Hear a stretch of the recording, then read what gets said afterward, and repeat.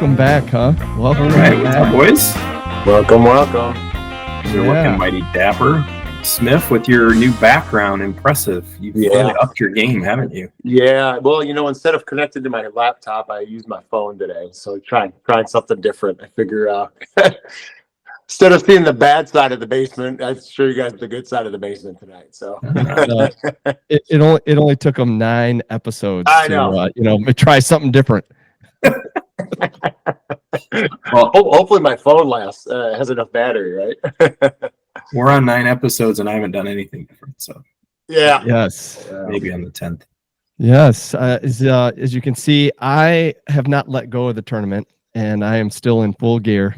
I've got my shirt on, my credentials, and I'm ready to go. Just in case. I'm partial gear. I did see that. Very nice. Oh my Very gosh, nice. I feel like I need to go get some gear or something. It's funny, John. I didn't even put it together because I felt like I stared at you in that same uniform for a week straight, and so I didn't even. Oh, so when you hopped on, it didn't even phase you. Didn't even phase me one bit. So I'm just like I saw you in that same outfit for like a week. So I didn't even. So for all the listeners around the world, yes, I'm in uniform, and I guess that was the joke I was making. He popped on. He didn't even think of it as being any different because I'm wearing, what I had on for 4 days straight as we worked. What was it, like 16-hour days on Thursday and Friday, or 12-hour days Thursday and Friday, and long weekends. But I got the blue shirt, the credentials, got my hat, got my Nate signs. I'm ready to go. By the way, I see you have the flag. Oh no, that's the other flag. That's the one we signed. Okay. However, and I want to. I don't want to steal your thunder. Reveal this for our special guest later. Yeah, there it is. For all those Inside the Ropes viewers, there it is. We got it. The whole 9 flag, not just this is the legit actual whole 9 flag. I mean, it's still, you can see it's got the little tube to slide over the flag stick, and but it's also signed by the champion this year. Love it. So what a great addition to the Marshall, and thanks to Kelsey for hooking us up with that. Man, she really came through. That was awesome. Yeah. Major score. Like I said, we need to get that thing signed or put it in a nice little case or something like that, and enjoy it. So very cool. Exactly. And appreciative that she could get that for us too. So very cool. Well, hey, we got a lot of business to take care of, so we need to. I think everybody around the world is just anxious because we left them hanging in episode 8 on the eve of the championship. So Smith or Aaron, get it started with how did things go? Give us a quick breakdown, maybe starting with Wednesday. With Wednesday. Yeah. So what was going on at the shack on Wednesday? We're going back. We did live recording of Inside the Ropes. The first ever in person.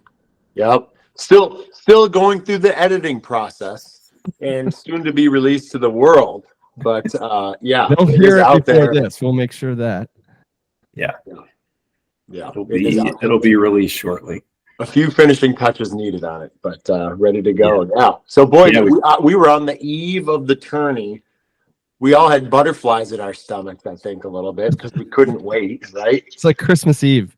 Yeah, it was. We had our gear, and we were picking up our gear. So, very, very, very exciting on that Wednesday for sure. The best part was we had those rookie marshals in there with us who had even bigger butterflies, and you didn't even know what to. It was like they had no Christmas. idea.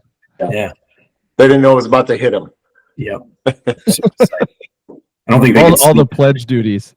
Yeah, exactly. No, but just lots of we filmed Inside the Ropes and just lots of prep, right? I mean, and John, you as the Marshall Shack host, you just had a lot of stuff going on, right? And we were all getting coolers ready and picking up drinks and making sure our patches were ironed on, and just there was a lot of last minute prep on that Wednesday. Yep. Patches being ironed on the eve as I'm showing our viewers. But no, we run the Marshall Shack just like we run Hole 9. It's a tight ship. Yep.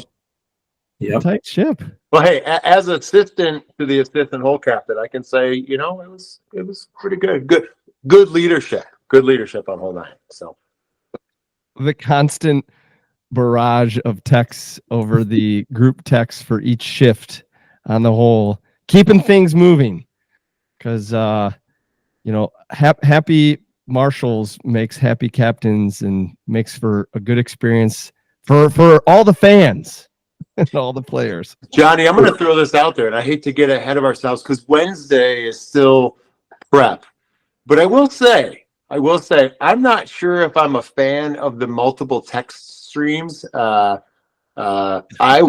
couldn't keep straight if I was texting the Marshall 24 group or if I was texting the on staff group. So I don't know. I think we got to rethink our texting protocol for future volunteer events. So duly noted. Duly noted.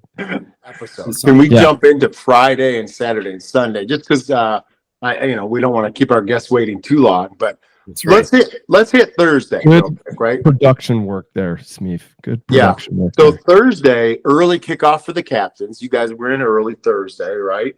Yeah. And got in early. Got the. I'm going to call it you guys got the B team started early.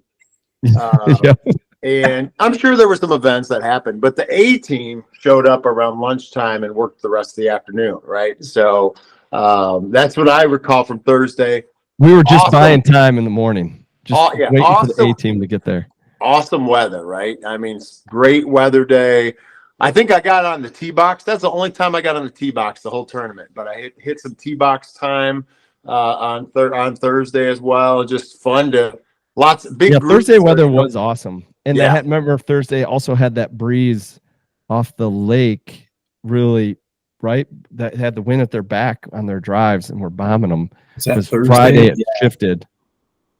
Yeah, it was such an interesting, because in Southwest Michigan, you don't normally get a strong easterly wind, which we had then on Friday. Right? Thursday, they were bombing their drives, and then Friday, there was a strong wind out of the east. It was a totally different hole. I mean, then people are playing it more like a traditional par 5, where Thursday I felt like they were bombing it. I hope we had those days right. I can't recall. No, you do. That's exactly right. Yeah. But Friday was great weather, right? Except for we had our first rain delay Friday, right? Late in the day, the first ever evac weather delay where we had to actually move players and caddies and families and spectators off the course. What Marshall group was the first one called when Kelsey needed some people to run evac?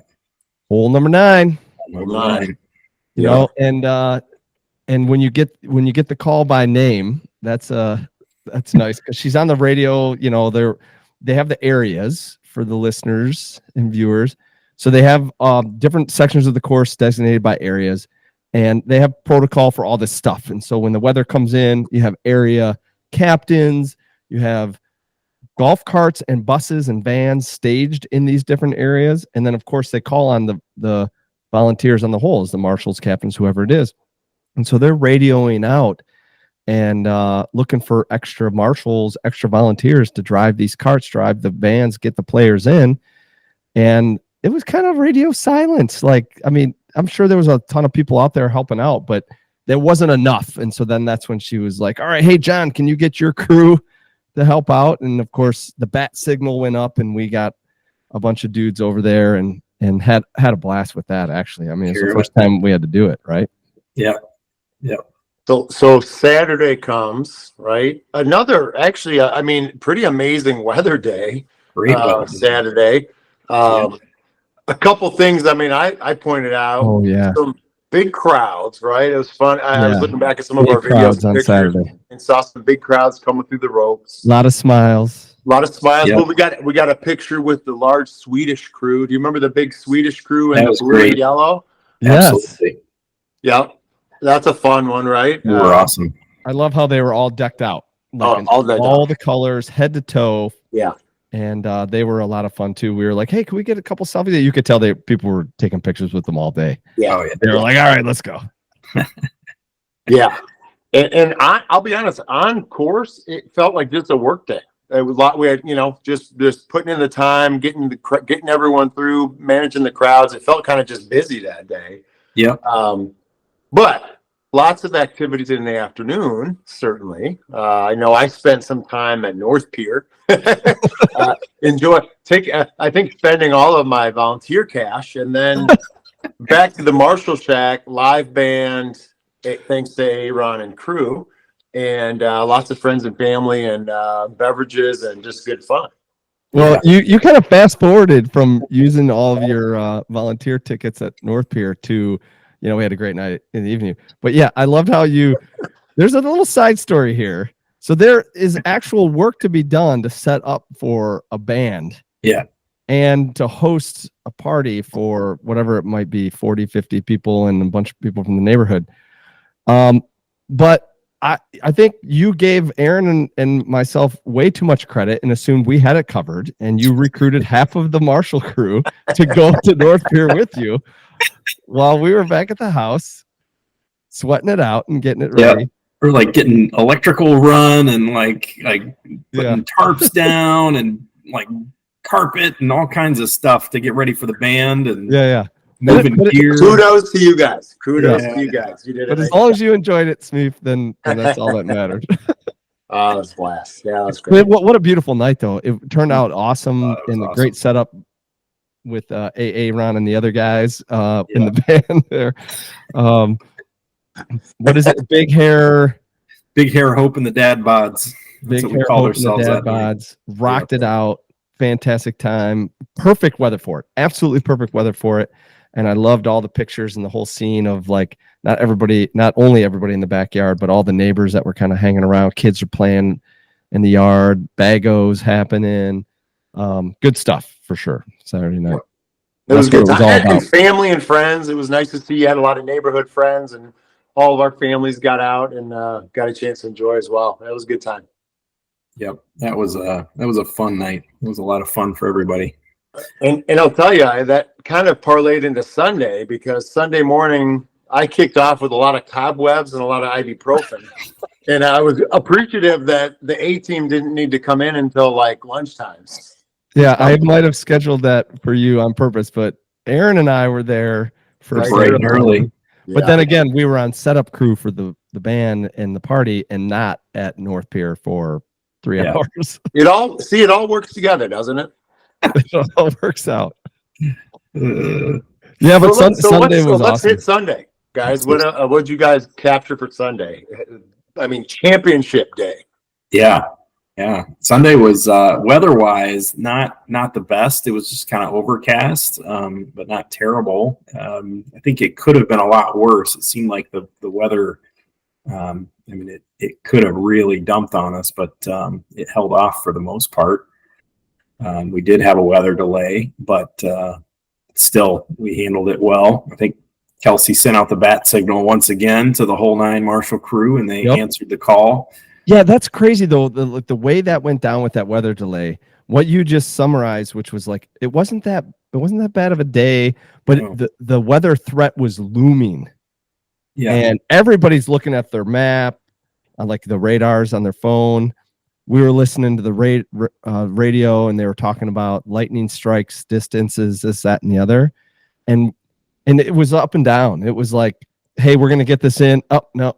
The threat's coming. Oh no, it's gonna be fine. And then kind of like out of nowhere, it was like, boom, lightning strike, weather coming in. We got an evac, and there was 2 groups left? 3? No, I was on the tee box, and it was the last group on the 9 tee box. So 2 groups, one in the fairway, one on the tee box. Yeah, right. And they were waiting for the guys in the fairway to go, and then all of a sudden the horn blows, and they've got an evac.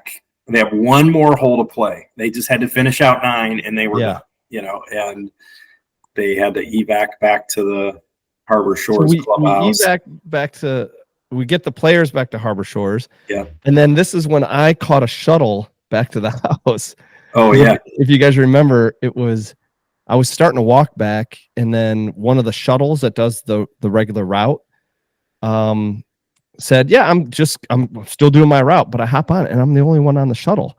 So she goes by North Pier and where the Fairway Club and all that stuff was, and then she goes over to the Hole 9 drop off, and there's nobody on the shuttle. So she's like, want me to just take you to your house? So she drove into the neighborhood with this like gigantic shuttle bus and dropped me off at the Marshall Shack, where of course all the marshals were seeking shelter. Yes. Yeah.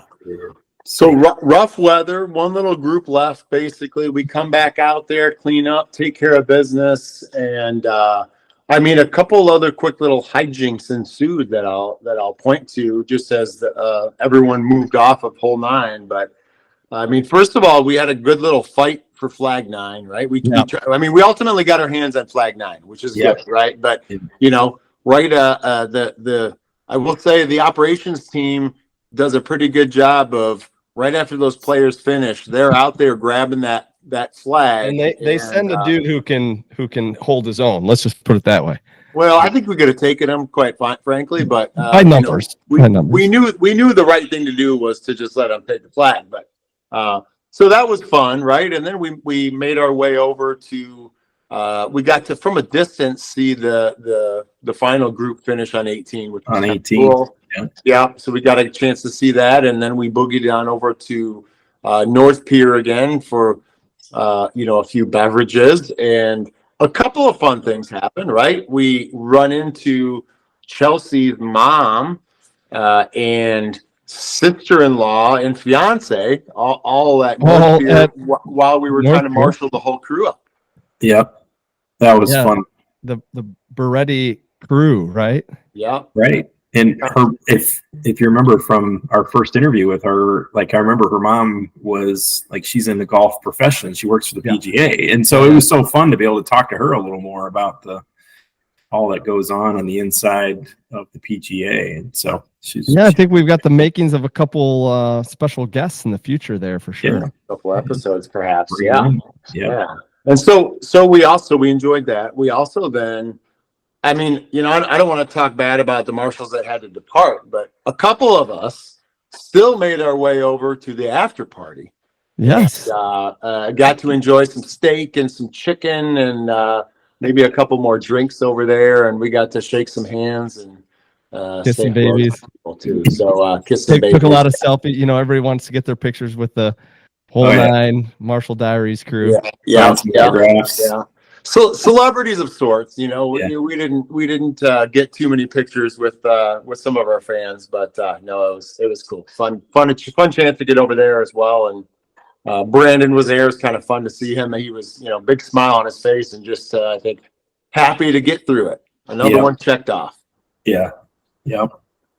His last Harbor Shores Senior PGA Championship, and he finished it successfully. So that was good to see. Yeah, it was. I agree. The one other little side story, that one moment that I'll remember too before we switch over to our special guest is, I thought it was really cool too when those dudes were finishing up the absolute last guys, and it's still, they had been sent back out to the course. It's still raining. And I remember the one guy had to catch a flight out of South Bend in 2.5 hours. And so there's no spectators around. The cameras are down, everything. But we had our entire team out there, and we followed them from the fairway all the way up to the green, that group, and gave them the loud applause as they finished up and just had fun with it. Yeah. I thought that was cool of the dudes to do that, and they obviously had fun with it too. They were giving us a little wave and stuff. Yeah. Those last couple guys were really nice, cool dudes. All right, so we are going to invite on our special guests that I'm sure anybody listening anywhere is like, please, thank God, these three knuckleheads stop talking and get a guest on here with us. And he's going to join us here in a second, and I'm going to play the spoiler and just say we're going to see Brandon Haney back on Inside the Ropes any second, any minute, and he's going to be our first return guest And what a great opportunity, as I'll replay this when he gets on, to hear his perspective. And there he is, right on time. What's up, guys? On cue. Hey, Brandon. Mr. Haney, how are you, Welcome back. man? I'm missing that Michigan summer temperatures right now. No. I think it's 57 degrees right now. It's chilly. It's We've hit triple digits almost every day I've been down here. I bet he'll take it. Oh, Oh, dude, welcome back. And we're excited to acknowledge you as our first return guest on Inside the Rope. It's an honor. Yeah, I'm sure. Tell all your family and friends, of course. But oh my God, we got you on here a few minutes late because we've just been like reminiscing about the championship week. From our perspective, we've got a ton of stories that, of course, you can go back and watch the episode and here we'll share some highlights with you. But okay, so we have the Marshall Diary, Marshall Shack Crew perspective of the week. We thought it was awesome. We had a lot of fun. It was great. But now we've got you on here, and we'd love to hear your perspective, reflecting back on how did things go, and like what were the highlights, and was there any big surprises? Yeah, overall great week, right? It's always bittersweet to be the last of the 6 championships at Harbor Shores, but I thought we kind of ended it really well, and the end at the end of the day on Sunday night, and everybody was kind of just soaking it all in. It's like we had a lot of fun, right? And that's kind of the theme I wanted. I think we talked about it last time. It's like you got to have fun doing this, and it was a hell of a 13-year run with our friends from KitchenAid. So overall, really, really good week. Mother Nature threw a few things at us. We had our first weather delay in 6 championships, which is unbelievable that it took us. That is crazy, isn't it? We had our first one, but 2 of them, right? To be exact, right? But, and then not one, but 2. We can get into it, but it was a little bit of a scramble leading into Sunday to just kind of figure out how we were going to get everything in. Fortunately, Carrie Haggs, who's our chief championships officer and is in charge of making the tee times and kind of setting the golf course up, is an absolute wizard when it comes to that stuff. So he knew exactly how to time it to make sure, when we had a meteorologist on site, so we knew exactly when things were going to be hitting and how long of a window we would have afterwards. And that's so cool. It was fun to see it come together. And I don't know, for anybody who knows Sam Abdelnour, who is one of our vice chairs, he often tells a story about when the partnership first started 13 years ago. They kind of the folks at Whirlpool and KitchenAid thought they were going to be kind of running things a little bit more, and then when it got to be about 6 months out, he realized like the PGA and he called it turned on the machine and let us do what we do. And it was pretty evident when we went into a weather delay the first time that we just turned on the machine, and we knew exactly how to evac the course and exactly how to get all the players back out on the course. And it's funny, we actually called the resumption of play and the timing of how it was all going to play out before it even started raining during the first one. Like, no way! Oh, really? We on knew, the Friday weather. Yeah. So we brought everybody in before the lightning hit, and we had already announced the resumption of play, when that would be, before the rain actually hit.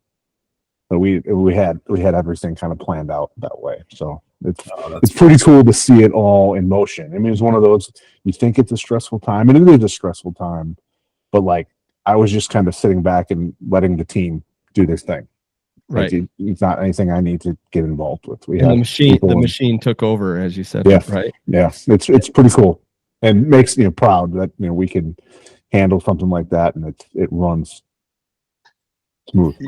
Yeah, I mean, it was interesting to watch, though, right? As we were out there, and certainly it seemed flawless, but the weather was looking really bad, and we're like, oh my gosh, I'm surprised they haven't called it. We're like, it's looking really bad, and then we thought that for like another hour, right? And then all of a sudden, when it was called, it was like perfect timing. So it kind of fit what you said, right? What we thought was bad you guys already knew that it still wasn't quite time. So it was interesting because we have a meteorologist on site. So if you guys are familiar with where our office is, the rules office is right next door, and he had all of this equipment set up. So we know, and he was monitoring exactly where each of the lightning strikes were taking place.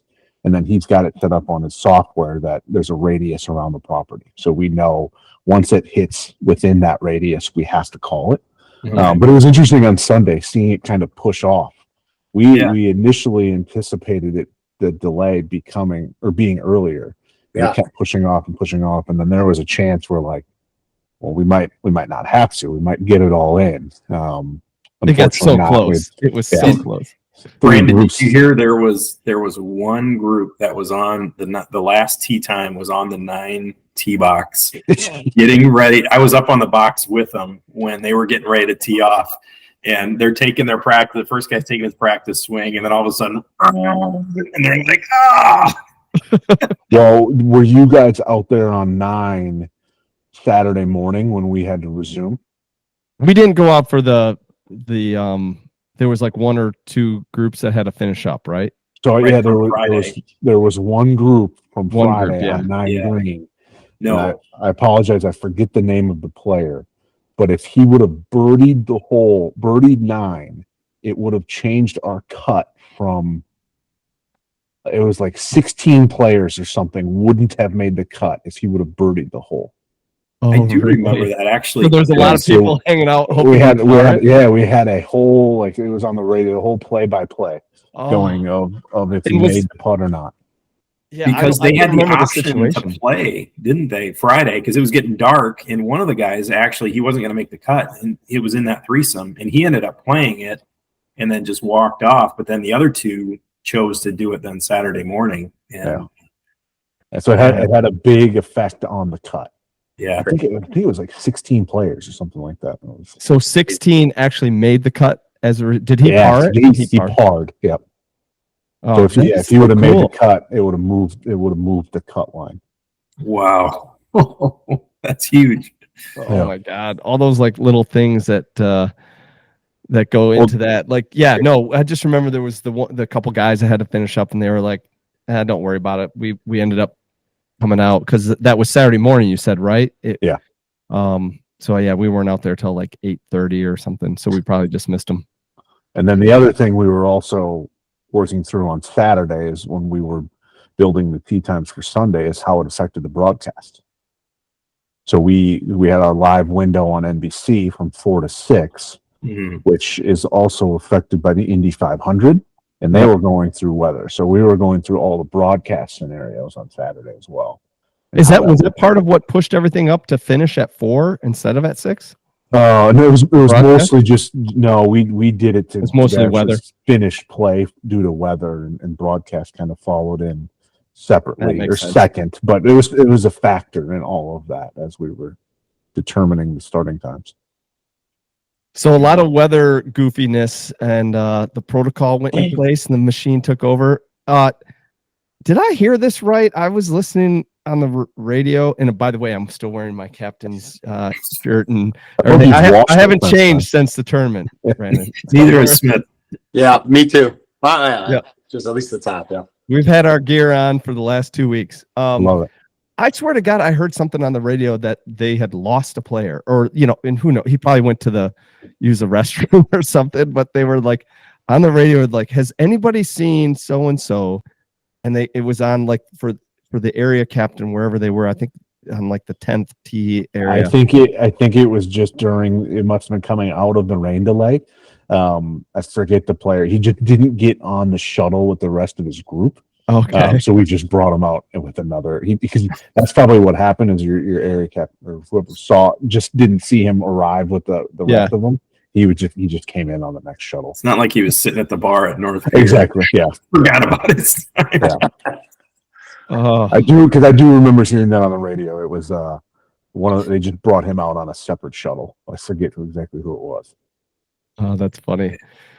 Nobody went missing on it. Well, that's good. Yeah, I assume they found him because the chatter stopped after. But I just thought it was kind of funny. I think I put in our group text because we we have like, of course, the text going so everybody knows what's happening on the hole. And I'm like, I think I heard over the radio that they're looking for a player.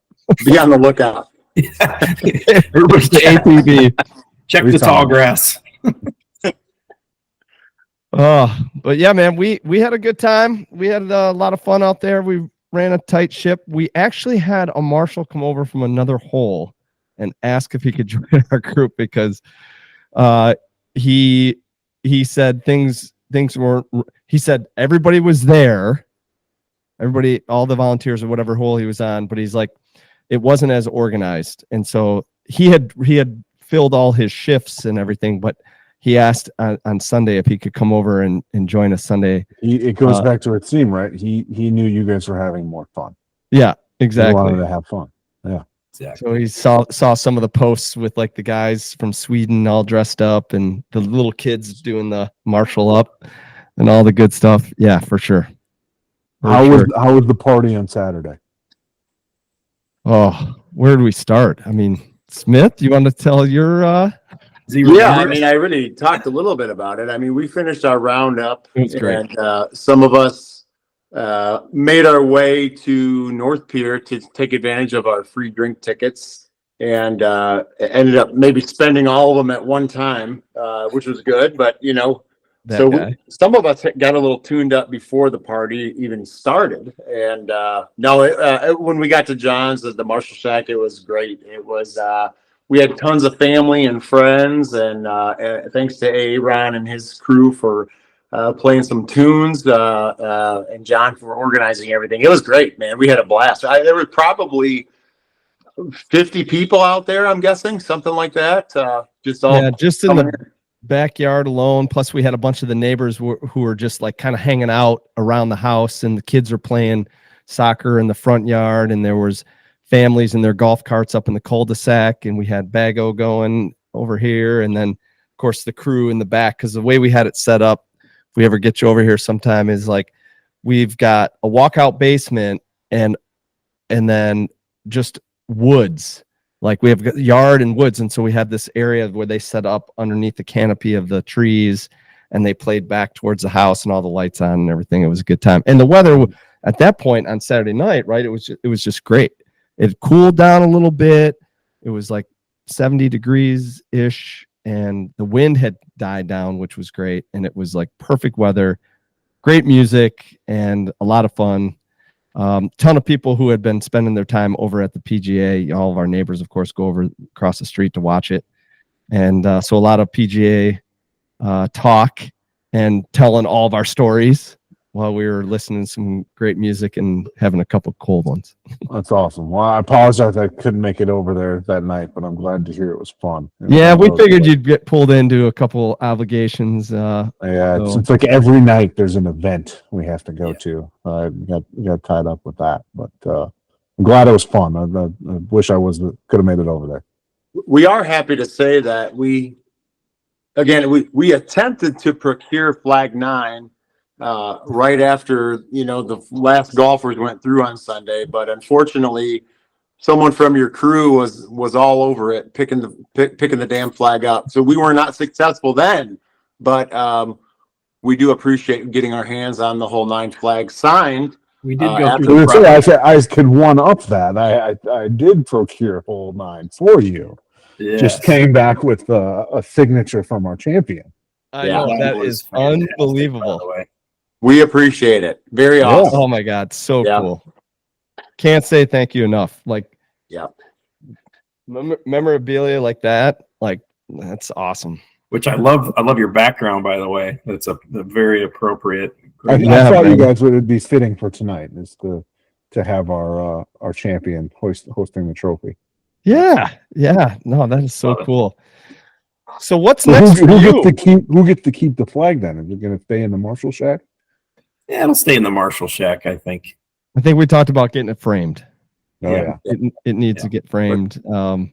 I've got the 22 flags signed by all of us Marshall Diaries guys there, and we've got 2018, must be 2016. So yeah, we've got to get all of them framed for sure. Well, and the signs that you got too, those KitchenAid PGA Championship signs. Oh, yeah. Either. So all the guys got some of those, so that we're getting them displayed in everybody's house. I think I don't talk to Chelsea. She might have some flags left too. Yeah, yeah. Oh, really? We'll take all the crap we can get. Anyway. She had a huge bag of them in her office. All right. Yes. Yeah. We need to find Beretti around the place and see if we can get what we can. And part of the reason I got the background up is so you can't see my house that's still being unpacked. But eventually this wall behind me will be all my 10 flags.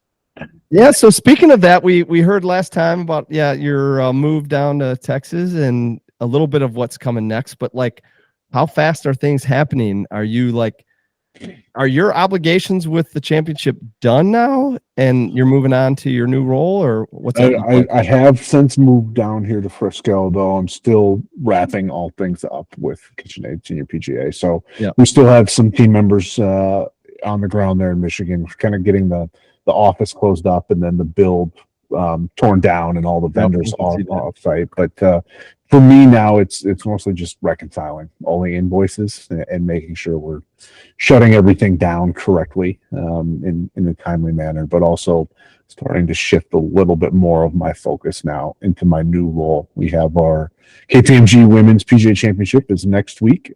It's the Holly Country Club in Seattle, Washington, and then a lot of planning for the 2025 events taking place as well. So the KPMG will be the last of the events this year, right? Because you've had the regular PGA, Senior PGA, and then that one. Yep. And then it turns into 2025. Yeah, and then 2025, big year for us. We have Ryder Cup back here domestically. So planning for that and getting that kind of squared away now is taking up a lot of our time. Now, how much of your time do you have to spend on the ground up there in Bethpage, Black, or do you get to do most of it remotely? Yeah, I'll probably do there about 3 weeks in total. So 2 weeks leading in, and then week of, and then out of there right afterwards. But it's almost daily interactions with the team on site now, getting things kind of the site plan squared away at this point. Now, I should know this, but has Bethpage Black, I assume they've hosted a championship before, or I don't think they've done a Ryder Cup before, have they? But maybe not a Ryder Cup, but we did host the 2019 PGA Championship. Okay. That's what I thought. Yep. So Brooks Koepka won there in 2019. Okay. So they're familiar with the... Oh, yeah. And it'll be another big build out there. But yeah, for me, it's a different bit of a different switch for me now when I've solely been focused on the one event to now having to support all 4 of our spectator championships. So yeah, kind of fun being able to dabble in each of them. Dabble in each, yeah. That's cool. Well, Smith's got some ideas for you on how we could try to promote some of these events. I don't know, Smith, you're spitballing. Yeah, no, I'll share a little bit. I mean, so first of all, Johnny and I got a fun opportunity yesterday. We got called up, right? We got called up. We got to support the PGA. Now, maybe not the most senior level of PGAs, but we got up to Battle Creek Country Club for the Epson Tour, and kind of fun. We actually were not marshaling, right? That's all we've done is marshal, but they essentially crowdsource, I'm going to say, and volunteer camera operators. So John and I worked hole 15 camera yesterday as the leaders came through as they're trying to qualify and get their qualifying points to get on the tour. So that was kind of a fun thing. So we just as we're looking ahead, a couple things. One, we certainly want to do focus on some of those other tour events that are kind of cool like that, like the Epson Tour. And it was neat to watch some of these ladies play and just sticking some of their shots, just amazing, right? It really. By the way, sticking shots in the drama at the end as we wrapped up 15. Smith and I were standing on the side of 18. We were still helping to spot for the cameras. Yeah. And long story short, the player in the fairway had to eagle the hole to force a playoff. And she's like 150 yards out. And nobody was coming near this pin in the previous 3 or 4 groups. and no joke, she hit it about 5 feet behind the pin and rolled it back to about a foot away. Almost hold it for eagle. Yeah. Yeah. So it was amazing. It was good golf, and it was fun to watch, and it was fun to get involved in a different event and see it even from a different lens with kind of the camera. So look, I think as we talk about Marshall Diaries, we're excited to maybe spotlight some of the Epson Tour and some of those other pieces. I know we're still trying to work on a gear episode, which would be kind of fun. I know we have an in on Lululemon, so it's kind of fun to talk there. Maybe we pull some hardware discussion. I wonder where you got that in. Yeah. Managing a club, maybe some things, maybe something actually golf related, more around coach, a golf coach. We want to work something like that in. We still want to do a caddy episode. We think is great. But really what we're eyeballing and probably I'm going to say into the fall and or into 2025. Into the big ones for 25. Into the big ones, right? We really do think it would be fun and something that we would enjoy of how do you highlight just, I'm going to say the volunteer experience, the coming into an event, the city, the dining, the nightlife, the golf course itself, the spectators, what's the event all about? What is it like being a volunteer coming into an event like that, right? What's it like when you're working, right? The crowd, talk to the crowd, some things like that. We definitely see we can be a fun advocate as a volunteer, right? And kind of spin a different side of maybe what the whole golf experience is all about. So anyway, those are some of the things on our radar that we're playing around with and thinking about. So we'll keep you in the loop. So what are you guys doing a year from now? So a year from now, hoping that maybe there's a cool event going on somewhere. So next year, the KPMG Women's PGA Championship is at our home, Frisco, Texas. Oh, it is. It is at Frisco next year. That's right. 2025 is in Frisco. I think you guys come down. We'll get you set up here, volunteer at KPMG Women's PGA, but then you get to see all things PGA Frisco. And it will not disappoint. John, I know you've seen it. It's an unbelievable property, but it's kind of, Ryan, what you were just talking about, like all the things there is to do here at PGA Frisco between the resort and the swing, the putting course they have here, the 2 golf courses, the ice house, the Top Golf Swing Studio, and it is truly like a golf mecca here. So incorporating that plus volunteering at the championship, I think is something you guys would really enjoy. Oh, that would be and awesome. Then we'll give you a tour of our new home office too, and that won't disappoint as well. Yeah, of course, we'd like use all the whatever social forums we can to have some fun with like all of that, the experience of Frisco, and everything that the PGA has to offer that you just highlighted between the facilities, the resort, and this, that, and the other. But then also, we'll get into the hit the local area and check out the local restaurants and bars and talk to someone. But even like you're talking about episodes with caddies and coaches and all that, like you'd have full access to those type of people down here. We have the PGA Coaching Center that's open here at PGA Frisco. Every department under the sun is in our building, so we could get you set up with a few different folks to record with. Oh, that'd be awesome. Well, we've got some practice to do, right? We got to get out to a few more events and continue to stretch our wings a little bit. I think, again, we've marshaled and now we videotaped. Well, we want to try to experience the kind of the full experience as well from a volunteer. So we're going to continue looking for some opportunities to get engaged and continue to get some video and footage and have fun with it and try to bring our crew in and get involved. So that's what's on the radar. But I'll stay right now. Count on us for Frisco next year. This time for LPGA. We'd love to have you. Oh, that sounds awesome. We'll, as we said in episode 7, we'll have our people talk to your people, and we'll make sure we figure it out.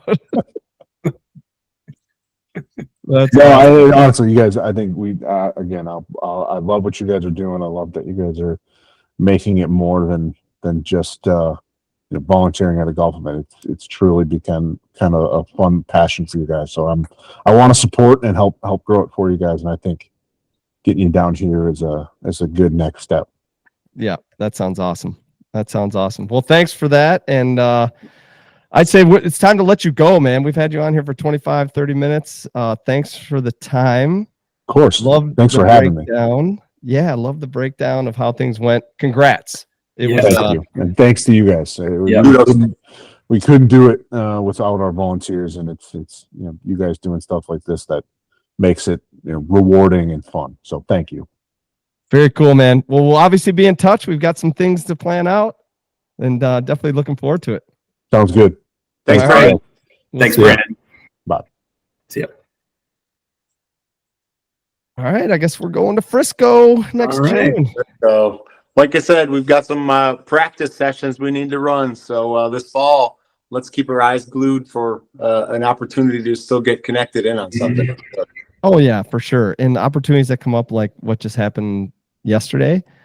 We can't do everything, but like if we get a chance, it's like let's jump on it and see what happens. Yeah. So we have to look at the schedules. I know that that Epson tour was coming through South Bend, but unfortunately it's Labor Day weekend, and they playing at Blackthorn. Didn't they play at Blackthorn? Yeah, they have in the past. They're going to play at the new whatever. I don't think it's new really anymore, but the Notre Dame course is at Warren. Oh yeah, that's a nice course. Yeah, I have not played that and I have not been to that one. So yeah, that's a good one. Yeah, we've got some football and other issues in the fall. It gets busy, feels busy, but we'll keep our eyes peeled. I'll go look out there as well, because even if there's something in the Chicagoland area or something else, maybe still an opportunity to get out. And again, John, I know yesterday was just kind of us on the just going up there. We got a few vids and pictures, and that was it. But I think we should make sure we're a little bit more planned, maybe for our next one, and make sure we. I don't know, get everything we want out of it as well. So if we seriously do Frisco next year, which sounds like it's a real deal invite. I mean, the guy who's in charge just said he'll make it happen, not to mention he lives down there, but access to all those resources and all those people, they'll hook us up. So like we'll have great guests, we'll have great video, we'll have great access to things for all the fun, whatever podcasts and diaries that we want to do. Not to mention it's a great area, and the golf facility is unbelievable.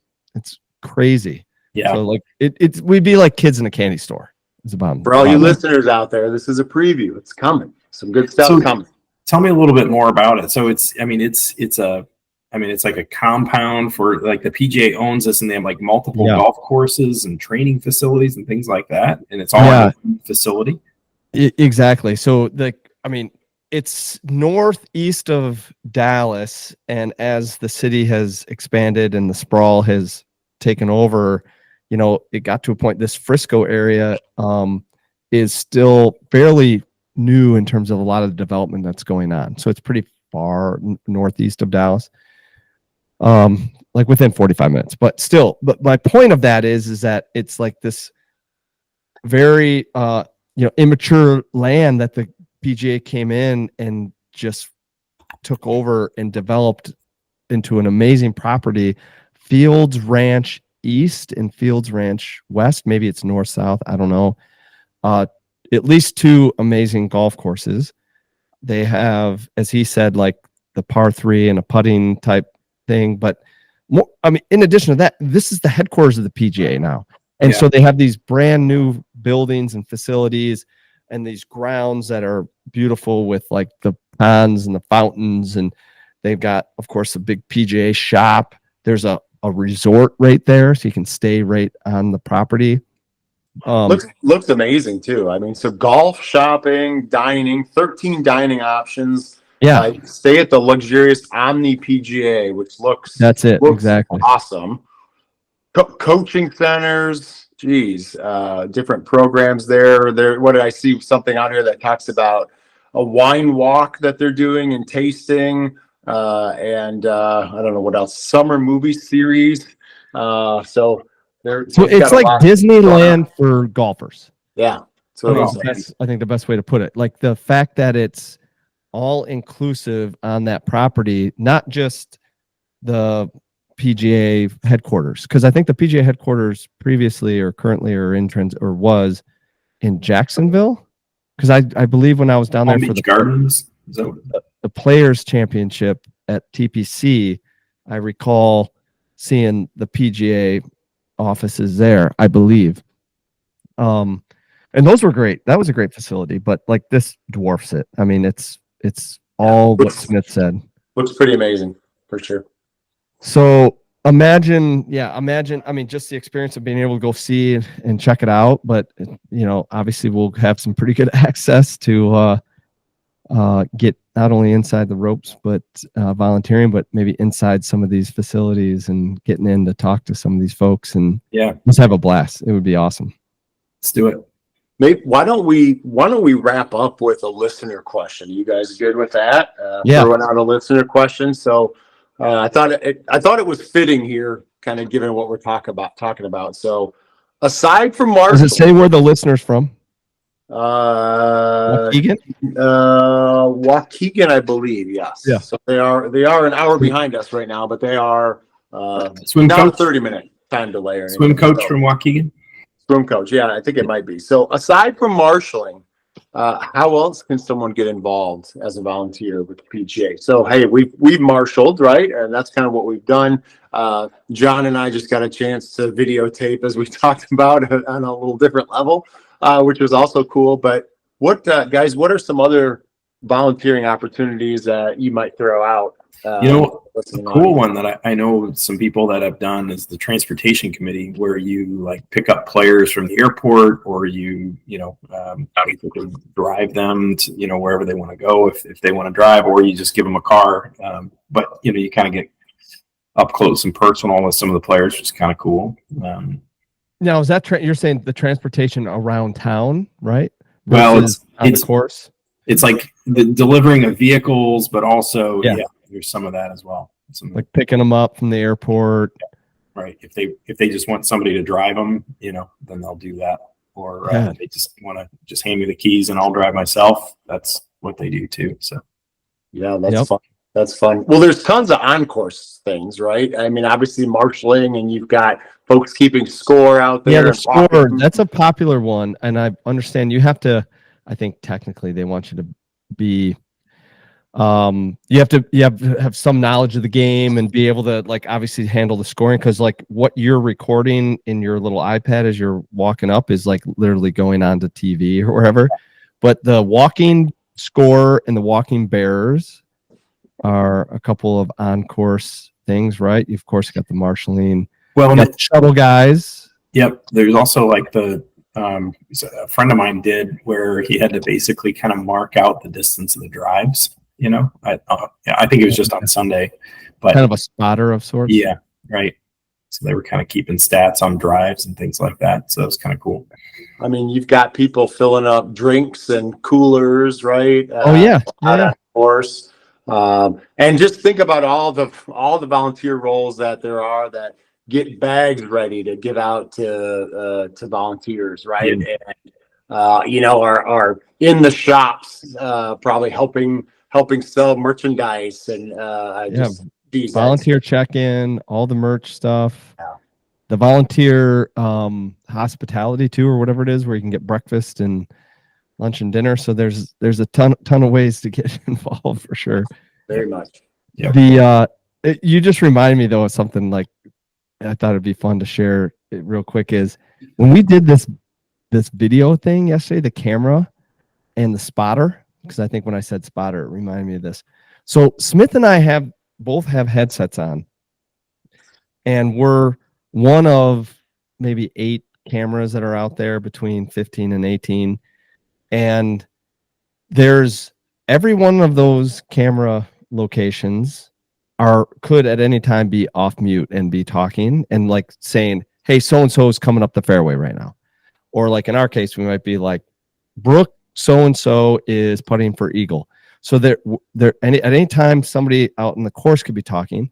Then you have the producer talking and essentially taking everything that's coming in and summing it up for the broadcaster lady. And the live broadcast. Yeah, she's broadcasting live, and nobody on the broadcast like who's listening to the broadcast can hear the fact that there's a producer talking, there's people on the course talking. The producer might be like going, hey, 15, like who is that actually putting? Like which one? Who's the late putt? Blah, blah, blah. And then somebody on 18 is going, by the way, so and so is coming up to the green, and blah, blah, blah, blah. It was like all this stuff, and the producer, and meanwhile, this nice young lady with the British voice is just broadcasting the game away. You know, like it's just a calm day here at the British.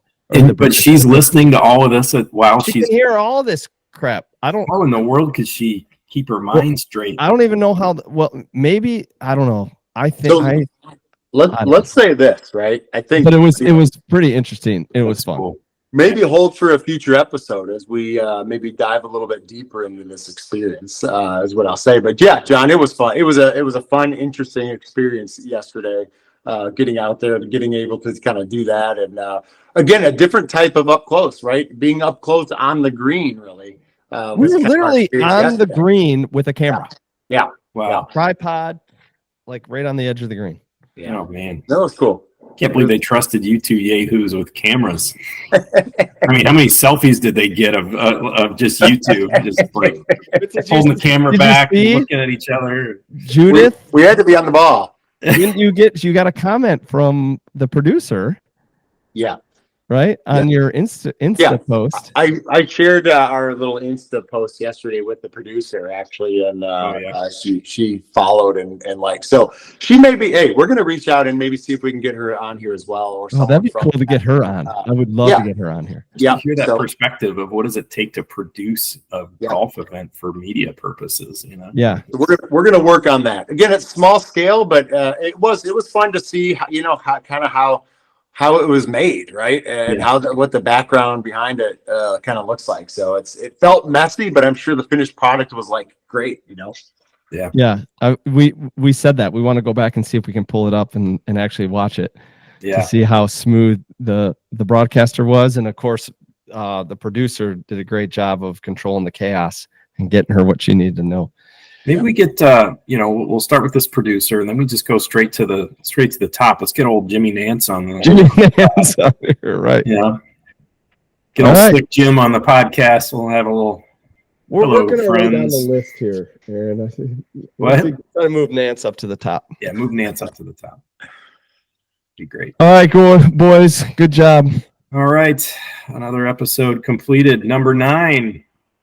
Very fitting, by the way, for hole 9. Yep. So we had episode 9 to close out the championship, but what sounds like just the start of many inside the ropes to come. Yeah, right. We've got them laid out there. So awesome. Great to hear from Brandon today, and good to hear from you guys. Yep. See you guys. See ya. All right.